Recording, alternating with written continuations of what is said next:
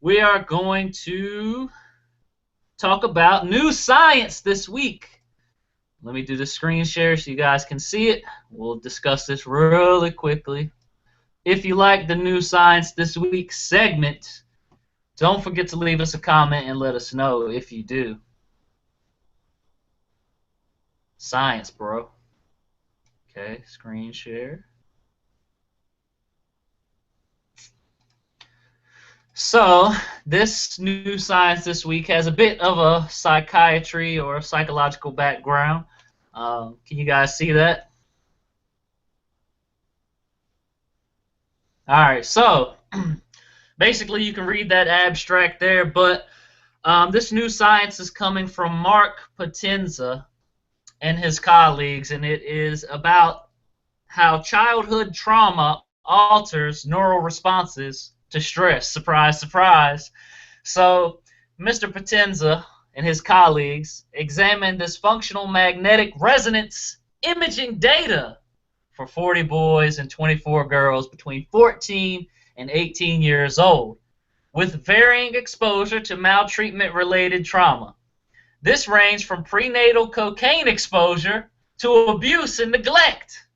In particular, the team wanted to see which brain regions were activated in response to individually tailored stimuli, like personal relevant stress, favorite foods, and neutral and relaxing scenarios, like sitting in the park or unwinding in your room. The team found that compared to the low trauma group, participants in the high trauma group showed greater activation in several cortical regions in response to stress. These areas showing hyper-responsivity to stress cues have important roles in emotional regulation. Surprise again. As for the neutral or relaxing cues, the high trauma group showed significantly decreased activation in the cerebellar vermis and the right cerebellum. With their roles in processes like regulating arousal, this decreased activation might reflect diminished self-control. Another surprise, right?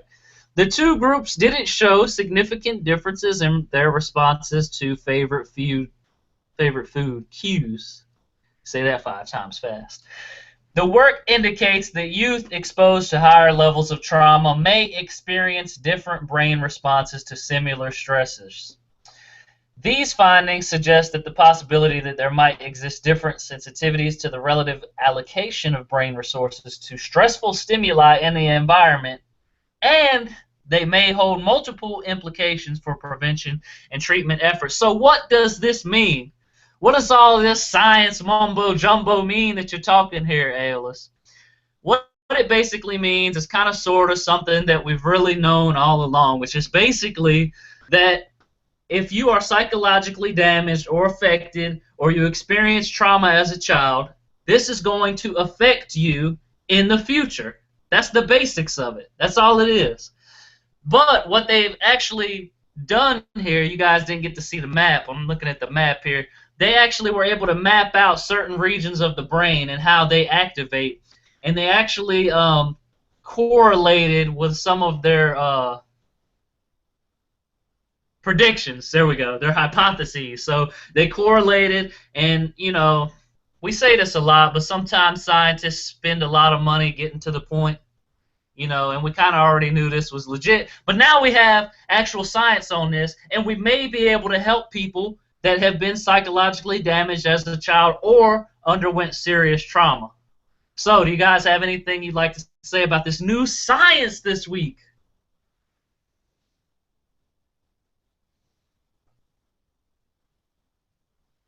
Nobody? I thought maybe Dieter would have something to say. You know, he seems to have a little bit of an interest in psychology.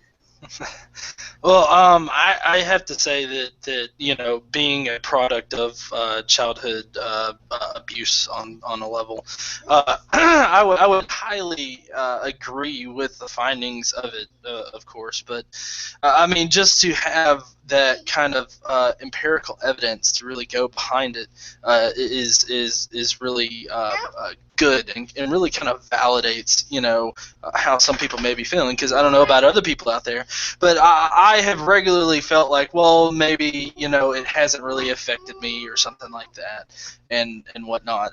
Maybe I'm just taking things too seriously or something like that. But no, having this empirical evidence really makes me personally feel a lot better.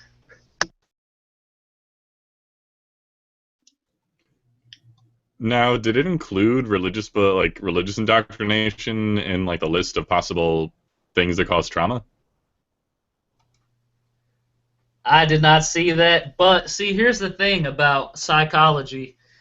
Psychology is relatively silent when it comes to atheism, and the reason for that is because it seems to be such the norm to have religious beliefs imposed on you. I know it sounds ridiculous, but that is how it has been treated for at least the entire history of the study of psychology until basically in the last 10 years. We haven't had any real pioneers into this. And we haven't had anyone saying that religious indoctrination is damaging or it is trauma, even though we all know that it is. But of course, that's going to require, a $2.5 million study to figure that out. Well, I mean, it's not that we even need to figure it out. We already have large organizations dedicated for the sole purpose of helping people that were damaged by religion. And I don't really see it as too much different than any other kind of psychological manipulation, so I would be really interested to see if it would hook up with this other types of trauma. But as far as the information that you provided, it's not surprising, like you were saying. All these different circumstances when people used to think that, oh, the kid's too young, or kids will just forget. They don't. Pretty much everything that happens to them is imprinted on them for the rest of their lives in some way or another. And I think it actually is very valuable to know this about anyone, because then you can actually start reflecting and going like, huh, maybe that's why I have, like, issues when somebody is telling me I'm not allowed to do something. Or maybe that's why I'm scared to death of belts. So, that was meant to be funny. Har har. Beating kids isn't funny. Anywho, it's useful for introspection for when you become an adult, because then you can actually know where you should gear your psychotherapy or whatever. So, cool. This is good stuff to have evidence behind. Yeah, it is, because just to echo what you guys were saying, I think, anecdotally, we all pretty much suspected this, but that's an important thing in science, is to actually, demonstrate using evidence and using the data to get to the conclusion that even if something that is suspected, because that's what science does, it kind of puts the evidence behind things, even, because sometimes things seem obvious or it seems one way, and then you actually look into it and maybe that's not the case. So it's definitely not surprising, but good that we're able to get some data to support this.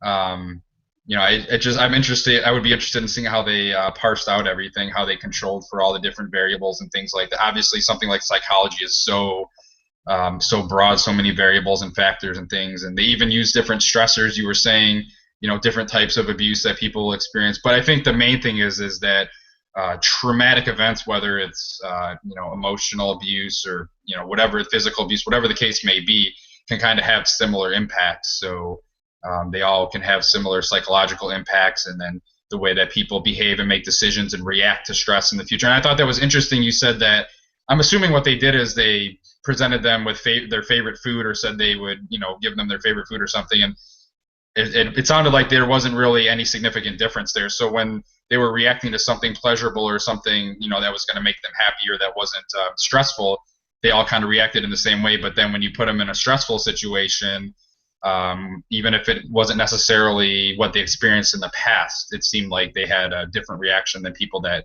weren't abused in the past. So, very interesting stuff. And like I said, just it's nice to have that data there, and then hopefully most importantly, this can lead to better prevention and I guess treatment, because that's the most important thing out of all of this is how do we treat people once they've gone through something like this, and how can we prevent it in the future, and then obviously help these people deal with the issues that they're going to be having in the future.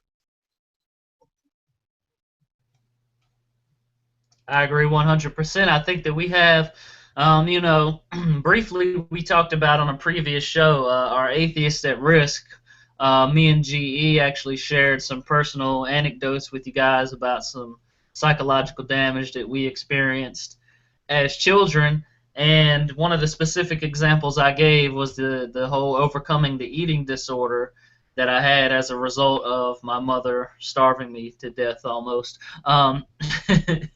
But yeah, so we definitely already kind of sort of knew this. As Brendan mentions, it's good to actually have the evidence and the data to back it up. Now it's all about what can we do from this point forward. How do we help these people? How do we change which regions activate when they're undergoing this stress to prevent them from acting in a way based upon their previous traumatic experience? So those are the things that we need to keep in mind moving forward. So I hope you guys enjoyed that new science this week.